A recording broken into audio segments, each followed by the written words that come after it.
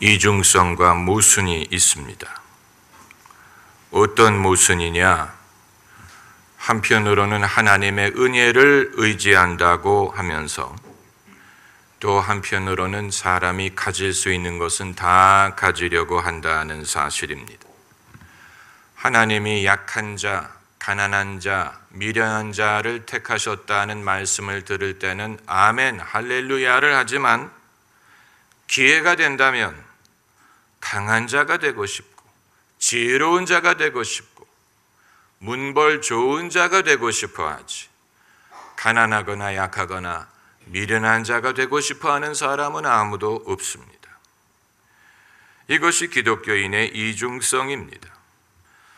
기독교 신앙이 기복 신앙 쪽으로 흐를 수밖에 없는 이유가 여기에 있습니다.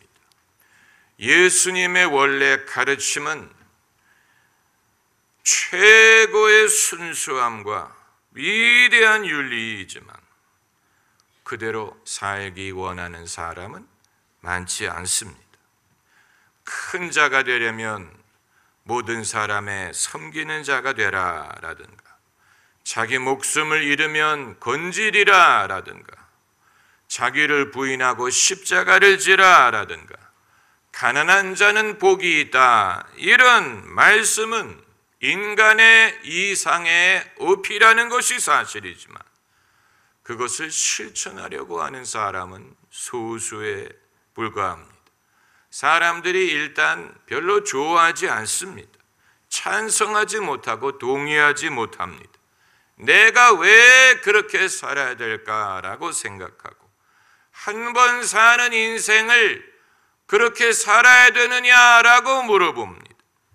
철학자 니체는 기독교 사상에 자기를 부인하는 것, 희생을 강조하는 것, 약한 것이 강한 것이다 라는 사상에 크게 반발을 해서 그런 윤리를 소위 노예 윤리라고 불렀습니다. 노예들이 자기의 운명을 정당하기 위하여 그런 사상을 만든 것이다 라고 비판했습니다. 그런데 니체가 미처 깨닫지 못한 것은 기독교가 그렇게 가르치기는 하지만 그렇게 실천하는 기독교인들은 그렇게 많지 않다는 사실입니다. 만일 니체가 그 사실을 간파했더라면 오히려 그의 화살을 대중적 기독교인들에게 돌렸을지도 모릅니다. 그리고 예수님의 가르침을 따르려고 애쓰는 사람들을 용감한 자다, 위대한 자다라고 칭송했을지도 모릅니다. 우리가 성경의 가르침을 접할 때 우리가 우리 자신에게 솔직할 수 있다면 적어도 세 가지 의구심을 가질 때가 있습니다. 첫째는 기독교의 가르침이 얼마나 현실과 부합하느냐 하는 의구심이에요.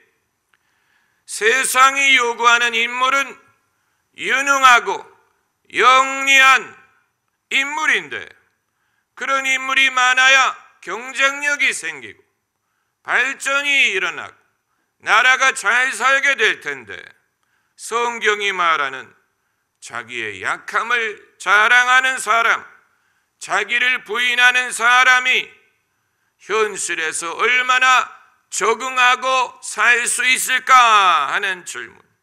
두 번째 의구심은 성경의 가르침이 기독교인으로 하여금 자기의 최선을 다하고 최고를 추구하지 못하게 하지는 않을까? 하나님 은혜를 의지한다는 명목으로 남들처럼 최고의 노력을 기울이는 대신에 적당히 주저앉으려고 하지 않을까? 남들처럼 최선을 다하지 않고 적당히 하고 나머지는 소위 하나님의 은혜다라는 식으로 요행을 바라는 그런 사람을 만들지 않을까, 이런 생각을 할 수 있고, 세 번째는 하나님은 도대체 무엇이 부족하셔서 사람이 스스로 무엇하는 것을 보지 못하시고 늘 당신을 의지할 것을 요구하시느냐? 그래서 여호와께서 집을 짓지 아니하시면 집을 짓는 자의 수고가 헛되다고 말하시느냐? 여호와가 성을 지키지 아니하시면 파수꾼의 경성함이 허사라고 말씀하시느냐? 사람이 스스로 자기의 일을 할 수 없다고 생각하시느냐? 하나님은 인간을 불신하시느냐? 여러분은 그런 질문을 하실 적이 없습니까? 없다면 아직 신앙을 진지하게 생각해 보신 적이 없던가? 아니면 그런 생각을 하는 것이 신앙에 방해가 될까 두려워해서 안 하신가? 둘 중에 하나입니다. 그것은 별로 좋은 것이 아닙니다. 이 시대에 믿지 않는 사람들은 자기가 왜 믿지 않는가 하는 분명한 이유를 갖고 있는데, 믿는 사람도 내가 왜 믿느냐에 대한 분명한 이유를 알고 믿어야지. 안 믿을 수 없기 때문에, 원래부터 믿었기 때문에, 믿어야 되기 때문에 믿는 것뿐이라면 그것은 맹목적인 신앙이요, 적어도 이 세대를 예수님께로 인도하는 일에 뒤지고 있다는 얘기입니다. 왜 하나님이 인간의 최선, 최고, 능력, 노력을 불신하시느냐? 그 이유는 인간은 죄인이고 인간의 최선을 가지고도 하나님의 영광에 이를 수 없기 때문입니다. 사람은 자기가 유능해서 바벨탑을 쌓으리라고 생각을 하지만 그것은 바벨탑에 불과합니다. 바벨탑으로 하나님에게 이를 수 없고 하늘에 이를 수 없습니다. 바벨탑을 쌓은 사건은 인류사에 인간이 자신의 최고의 능력으로 하늘에 이르려고 했지만 실패한 대표적인 사례라고 볼 수 있습니다. 태산이 높다 하되 하늘 아래 매인 것과 마찬가지. 오늘 본문 21절에 이 세상이 자기 지혜로 하나님을 알지 못하는 거로 라고 했습니다. 자기 지혜, 이것을 우리가 다른 단어로 바꿀 수도 있습니다. 자기 노력, 자기 지식, 자기 의로움, 자기 선함, 어떤 것을 갖다 넣어도 자기의 어떤 것으로도 스스로 하나님을 알지 못합니다. 성 어거스틴은 말하기를 하나님을 알지 못하는 사람이 종교심을 가졌더니 우상을 낳게 되고 하나님을 알지 못하는 인간이 영적인 열심을 가졌더니 미신을 믿게 되더라고 했습니다. 하나님께서 인간의 소위 최고, 최선을 불신하시는 이유는 그것만으로 하나님을 알 수 없고 사람이 스스로를 구원할 수 없기 때문입니다.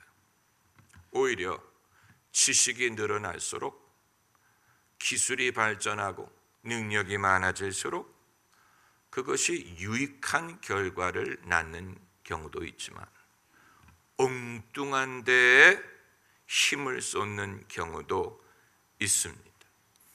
그것이 무엇이냐 하는 것은 사람마다 판단하기 나름이지만 저는 예컨대 외계의 생명체를 찾기 위해서 애를 쓰는 것, 거의 종교적인 열정을 가지고 찾는 것처럼 제 눈에는 보입니다. 똑똑한 사람들이 하나님을 떠나 무엇인가를 찾다 보니까 외계에 지적인 생명체가 반드시 있을 것이다 라고 믿고 찾으려고 애를 쓰는 그 모습이 제 눈에는 하나님을 떠난 대체 종교식으로 보입니다. 여러분, 사람은 그냥 내버려 둘 수 있는 존재가 아닙니다. 사람의 최선과 최고가 사람을 구원하리라고 믿을 수 없고, 사람은 어느 정도 성숙하면 하나님 없이 스스로 살 수 있는 존재가 아닙니다. 왜냐하면 죄라는 문제가 있기 때문입니다. 그렇기 때문에 사람을 내버려 두면 사람의 지식이든 능력이든 최고의 노력이 오히려 자신에게 위험이 되고 해가 되고 멸망에 이끌 수 있습니다. 복잡하게 생각할 필요 없습니다. 국가의 경찰이 하루만 쉰다고 가정을 해보세요. 경찰, 또 건물 경비원, 아파트 경비원이 하루만 쉰다고 가정을 해보세요. 나라가 어떻게 될지요. 또 국토 방위를 한 달만 멈춘다고 상상을 해보세요. 딱 한 달. 그리고 대한민국이 어떻게 될지를 한번 생각해 보세요. 모든 신호등이 하루만 꺼진다고 생각을 해보세요. 전국의 신호등이 하루만 꺼지면 교통이 어떻게 될지 상상이 되십니까? 종합격투기 시합을 할 때 심판이 빠지고 선수끼리 싸우게 내버려 두세요. 그럼 어떻게 될까? 상상이 되십니까? 식료품, 약품을 만드는 회사가 아무런 규제 없이 자기 멋대로 아무런 식약품을 만들어서 팔 수 있게 내버려 둬보세요. 어떻게 될 것 같습니까? 국가의 빈부의 격차를 방치해 보세요. 10년만 방치해 보세요. 나라가 어떻게 될지. 사람이 아무런 시련도 없고 고난도 없고 어려움도 없이 한없이 자기 원하는 대로 살 수 있다고 생각을 해보세요. 그 사람이 얼마나 오만하고 교만한 사람이 될지. 여당이든 야당이든 장기적으로 집권하도록 내버려 둔다고 생각을 해보세요. 아무 견제도 없이 내버려 둔다면 국가의 정치가 어떻게 될 것 같습니까? 세상에 다른 종교 없이 불신자도 없이 기독교만이 유일한 종교였다고 가정을 해보세요. 기독교가 얼마나 타락을 할지 상상을 하실 수 있습니까? 그러니까 하나님이 인간을 못 믿는 게 아니고 인간이 인간을 믿을 수가 없는 것입니다. 하나님이 인간을 내버려 두신다면 세상은 난장판이 될 것입니다. 오래가지 못해서 멸망하고 말 것입니다. 그러니까 하나님이 인간을 불신하거나 무시하는 게 아니고 사람이 하는 대로 내버려 두었다가는 멸망할 수밖에 없다는 것을 아시는 것입니다. 사람은 사람의 최선을 의지할 수 없습니다. 트럼프와 김정은이 회담을 하기는 했지만 김정은을 과연 믿습니까? 우리는 트럼프도 못 믿습니다. 트럼프도 못 믿는데 김정은을 믿을 수 있겠습니까? 사람의 최고의 노력이 쓸모없다는 얘기를 하는 게 아니고 최고의 노력으로도 의를 이룰 수 없다는 말을 하는 것입니다. 오히려 그것이 바벨탑을 쌓게 되더라는 것입니다. 여러분, 옛 속담에 무소식이 희소식이다라고 했지요. 사람의 경우에는 맞는 얘기, 무소식이라는 말은 잘 있으니까 무소식이라는 얘기겠죠. 그러나 하나님이 우리에게 무소식이라면 그건 하나님이 없다는 얘기든가 아니면 우리를 버리셨다는 말이 되는 것입니다. 하나님에게 뭔가 들려오는 게 있어야 됩니다. 간섭하시는 것 같아도, 귀찮은 것 같아도 들려오는 게 있어야 우리를 버리지 않았다는 얘기고, 여전히 사랑하신다는 얘기고, 우리와 함께 하신다는 얘기지, 들려오는 말씀도 없고 관여하시는 일도 없다면 우리는 버림받았다는 얘기요, 우리를 내버려 두신다는 얘기예요. 그러면 우리는 지옥에 갈 것입니다.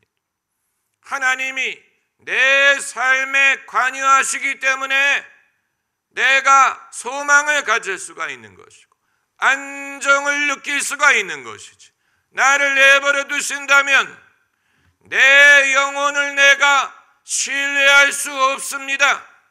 내 의지를 신뢰할 수 없습니다. 내가 어디로 갈지, 무엇을 할지 스스로 장담할 수 없어요.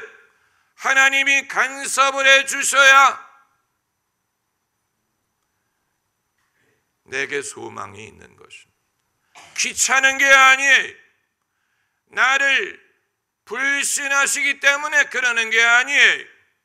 어느 아비가 자식에게 너는 나 없으면 아무것도 못해, 너는 스스로 할 수 있는 게 없는 존재야 라고 말하기를 좋아하겠습니까? 그건 부모에게 기쁜 일이 아니지. 하나님이 우리를 낮추어 보거나 무시하기 때문에 너는 나 없이는 아무것도 못해 이렇게 말씀하시는 게 아니고, 사람이 무엇이간데 주께서 저를 생각하시고 인자가 무엇이간데 저를 권고하시나이까. 하나님이 우리를 생각하시고 권고하시고 우리가 진흙으로 빚은 존재라는 사실을 아시고 나의 약함을 아시고 그리고 권고하시는 것입니다. 권고하시는 것입니다. 정말로 여호와께서 성을 지켜주시지 않는다면 파수꾼의 경성함이 허사일 수밖에 없는 것입니다.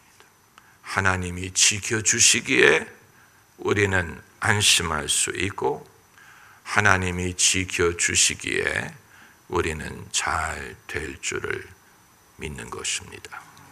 할렐루야. 기도하십시다.